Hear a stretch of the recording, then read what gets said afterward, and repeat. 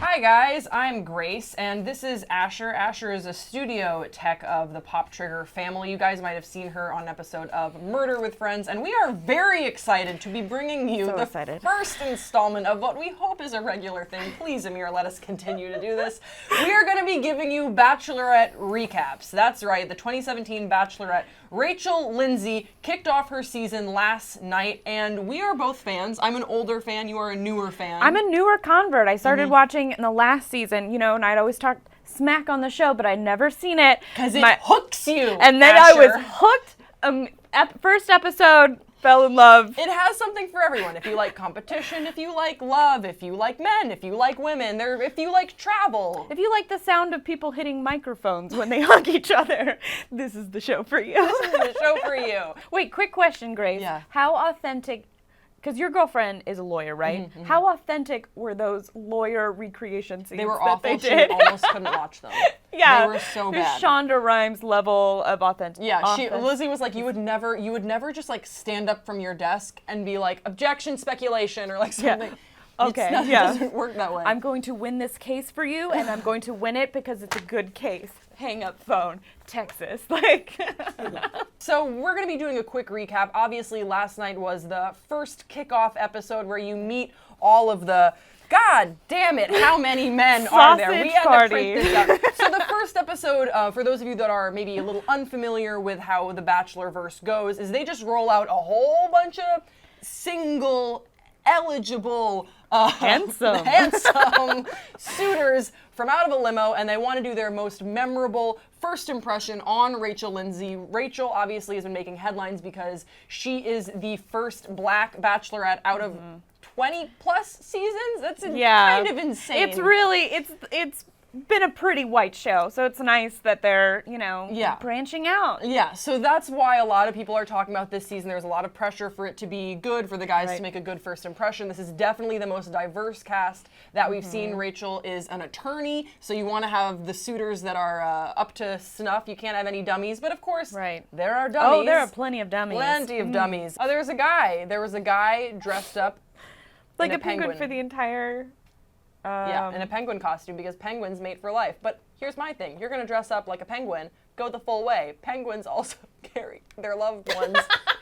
They carry their eggs. Waddle around with some eggs. They really carry their eggs on their feet for like 6 months. Where was the commitment? That's what I did. Like, if you're going to be a penguin, go the full way. Right. Also, if you want to be a penguin, remember that National Geographic video that went viral of the penguin like attacking another penguin? It was a really tragic video. If he had really wanted to take it to the next level, you start attacking the other men. Dressed up as you fight for love. You fight for it. He didn't do that, so he's gonna lose. The only reason he's on the show is because he's been displaced because of global warming. So it's really tragic. and overfishing. He's actually Happy Feet based on his life. Based on a true story. So I guess let's just go through some of the guys that made a good first impression on us, and what happened, who got the first impression rose, and what are some of the rumors that people are already circulating. As you guys might have heard, Rachel is engaged. So any of these names that we are saying could be her lover. So the first guy that I want to give a shout out to, because I think some people hated him, but I thought he was great, Adam. He is a real estate agent from Dallas, Texas. Rachel is also from Dallas, Texas. And he brought a puppet with him. The French version of Jigsaw, I think.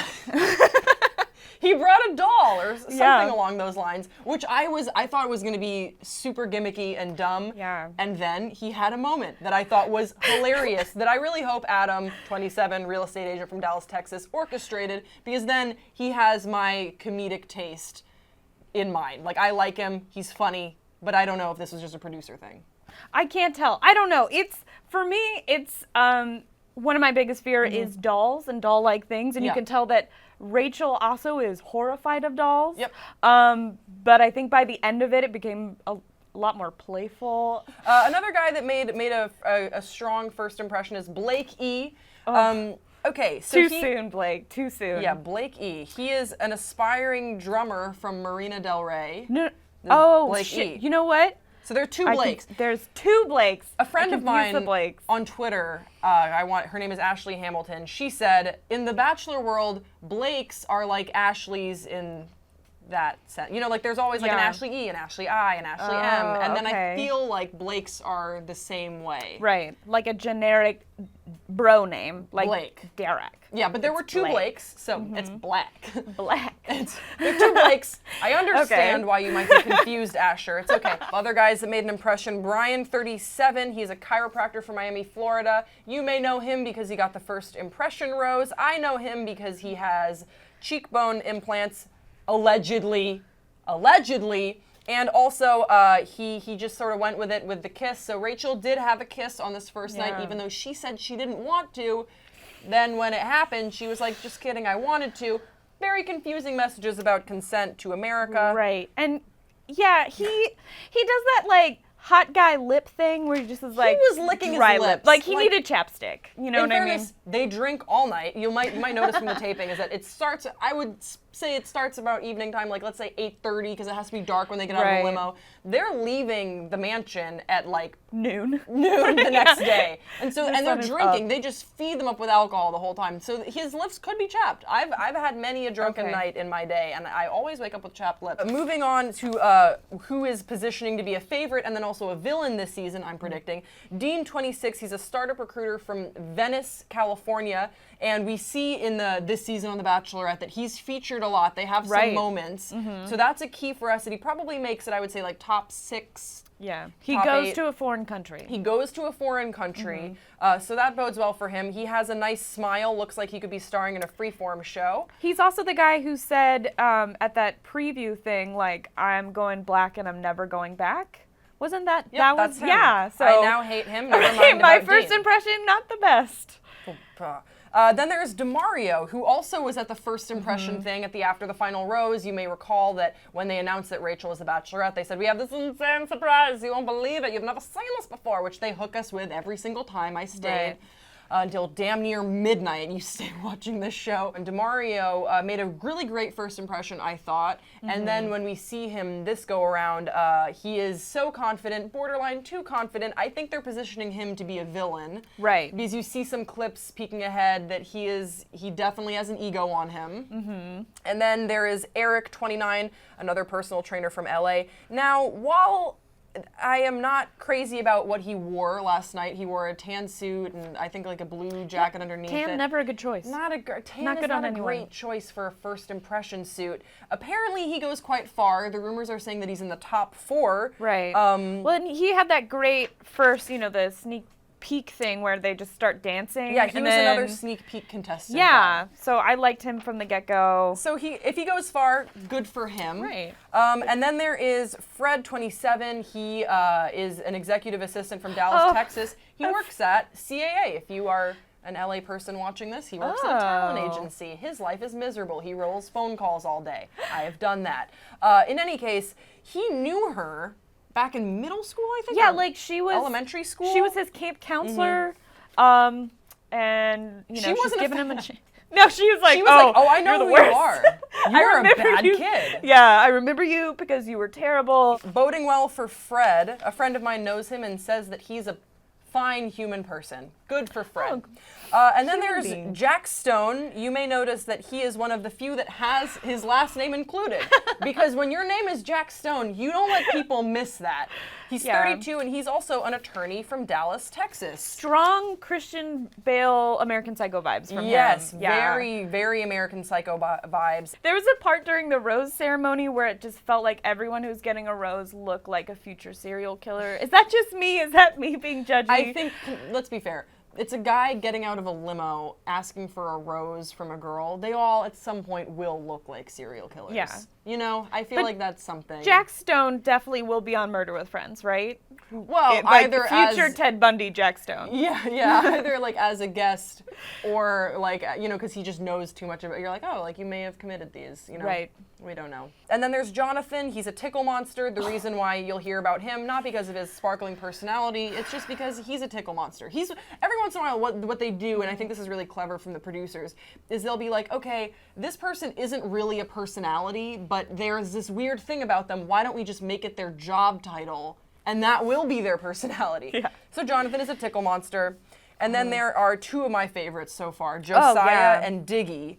They are from Florida and Chicago, respectively. Diggy, I love because Diggy has a pit bull and also a shoe collection that is dope. And so I like that. And a big old nerd. Big old nerd. Like a nerd with swag. Like Yeah, he's a very well-dressed nerd. And then Josiah, he has an ego on him that I think we'll see play out between Josiah and Demario. I think they're maybe lining that up to be a little bit of a point of tension. Right. But he also has kind of a sweetness about him. Yeah. And I think when you go into a competition like this, you want to do it for the right reasons. And I really do believe that he was smitten with Rachel and came onto the show for the right reasons. Another villain that we're going to see, I predict, is Lee. He's 30. He's a singer-songwriter. From Nashville? A singer-songwriter from Nashville. I think like if you live in Nashville, you're automatically a singer-songwriter. I think they have a major casting call there because we've seen a lot of singer-songwriters out of Nashville. So I'm sure producers have some sort of a staple where they go to a coffee shop and they're like, "Do any of you guys want to maybe get discovered? Maybe." One name that I am so upset that I remember is the Whaboom guy's name. His name is, damn it, Lucas. And damn that man, because we all know his name and we all know Whaboom. He's 30. His job is just Whaboom. He's from, of course, Santa Monica, California, which is just really down the street from where we are right now. Probably hire him for your kids' birthday parties. He drank way too much bro juice. And then there's Michael, who's a former professional basketball player from Chicago who played a season in Bulgaria. Nice bio, man. Hey, you fooled some people for a minute. One person I want to give a shout out because I think that he's going to be forgotten very quickly, and he shouldn't be, is Milton. He's 31 years old. You guys may remember him from the tail end of yesterday's episode. Sweet Milton. And he cried. Yeah. Oh, big tears. So he's a hotel recreation supervisor from North Bay Village, Florida. And he cried at the end of the episode, probably a mixture of exhaustion and being drunk and being dehydrated from all the shooting and everything and all the alcohol that you're fed.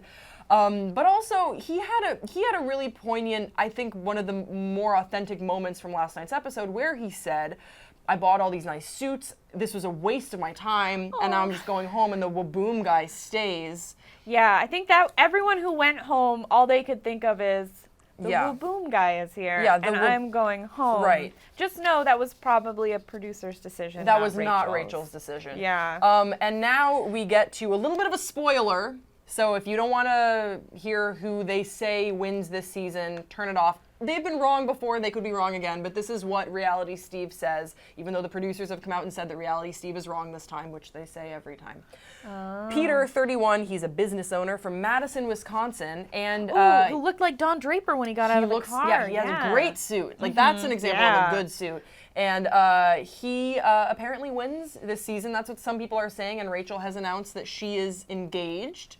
Okay. So we'll see. We'll see if that pans out. I thought he made a very good first impression. I was actually surprised he didn't get the first impression rose. Yeah. But he literally comes out first, so she probably just Right, yeah, he does. Yeah, he's the so first. She just forgot. He's the first one out of the limo, and I think you kind of see on her face if it's true that he did make an impression. Real quick, there's a guy named Iggy, and I know that he was probably born before Iggy Azalea, and that's got to short suck for him. Ignacio. So It Iggy, is. and so there's Blake and Blake, and then there's Iggy and Diggy. Iggy should go home. Iggy's a very, Because it got to Iggy real quick. Yeah. You know what I mean? Like, it got to him, he was sitting there and he's just like, well, everyone seems to be getting time, and at this point. There's a lot of handsome guys here, and I don't know. Yeah, it's like, oh, then there's another guy keeps coming through the door, so what's going on here? It's like he just found out that he was on, his friend was just like, you want to go on a blind date with this hot girl? And then he's like, well, seems like other people got the same memo. Seems like other people. That's my second favorite part of the show is when someone's like, I just feel like, like their attention is kind of divided. I'm like, that's because they're dating 13 people at once, sometimes more. And I'm a big fan of Rachel. I think that there could be some guys here that I'm interested in, but as it is with every season, I don't know about you, Asher, there pretty much are like 4 or 5 that will remember their names and their stories and really care about. And I know that that's a little bit of a production call too. They only want you to remember a few of them. Right. They don't want to make everyone superstars. But I think that she could potentially find love in this group. I'm always the person that believes it, even though I know that the relationships almost always fail. I always want to buy it. Well, I also think that Rachel, I mean, the reason that people loved Rachel so much was that she is just oozes with being genuine. You know what I mean? Like, she's just the most genuine person. And, you know, from the way that she laughs to the, you know, the way that she interacts with people. Her comebacks, too. I like that. I like that there was one guy who said when he came out of the limo, he's like, he said, who are you? And she was like, oh, you don't know? And I was like, yeah, that's a good, don't be sort of bashful and coy. I do get frustrated, although I know she kind of has to do this for our viewing pleasure, I guess. When bachelorettes or bachelors will laugh at jokes from contestants that are not funny or like just sort of Whaboom guy. Right. And I think she has found a healthy balance already in this first episode between, okay, I need to laugh along with this because I want people to know that I'm having fun and I'm enjoying the process. You don't want to be like a miserable like Scrooge up there. Right, but at the same time, all these guys suck. Cancel the show. She has a healthy level of skepticism that I think probably does come from her legal background, and her father is a judge. So I'm interested to see where this goes, but we have a couple more weeks to go, guys, before we weed through a whole bunch of losers. So buckle up, guys, because this was just our recap of the first night, which is often the most forgettable. You just want to get through it, you meet the characters, and now we're getting into the real adventure. Next week, we're going to see how these guys react in challenges. We're going to see if our predictions for villains comes true, who she's really striking up some chemistry with, who are the people that are going to go home.